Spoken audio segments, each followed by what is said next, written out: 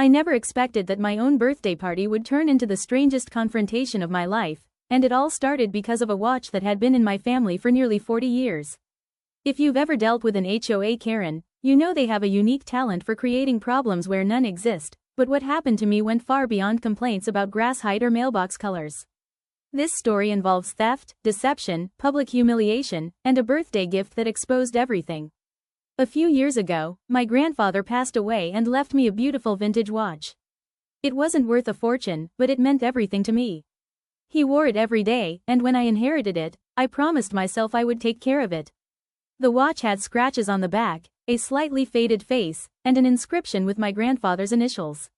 Every time I looked at it, I remembered fishing trips, family dinners, and all the advice he gave me growing up.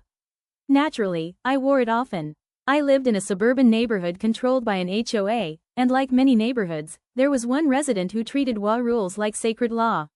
Her name was Linda, but everyone quietly referred to her as HOA Karen. She constantly monitored people's yards, counted how many days trash cans remained visible, and somehow knew whenever someone parked a vehicle a few inches too far from the curb.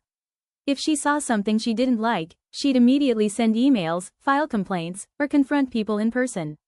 Most residents avoided her whenever possible. I tried to stay polite because I believed being respectful was easier than creating conflict. Looking back, that was probably my first mistake. One Saturday afternoon, the neighborhood hosted a community picnic at the clubhouse. Families brought food, children played games, and people mingled around the pool area. I was helping set up tables when Linda approached me. She immediately noticed the watch on my wrist. She grabbed my arm without permission and held it up to inspect it. I remember feeling uncomfortable as she rotated my wrist back and forth like she was examining a product in a store. She asked where I got it. I explained it had belonged to my grandfather. Instead of offering condolences or saying it was a nice keepsake, she immediately started talking about how vintage watches were becoming popular and how some sold for thousands of dollars. I politely ended the conversation and walked away. At the time, I thought nothing of it. Over the next few weeks, I noticed she kept bringing up the watch whenever we crossed paths. She'd ask if I'd had it appraised, if I knew its value, and whether I planned to sell it. Each question felt stranger than the last. I always gave short answers and changed the subject. Then one morning, everything changed. I woke up, got ready for work, and reached for the watch on my bedroom dresser.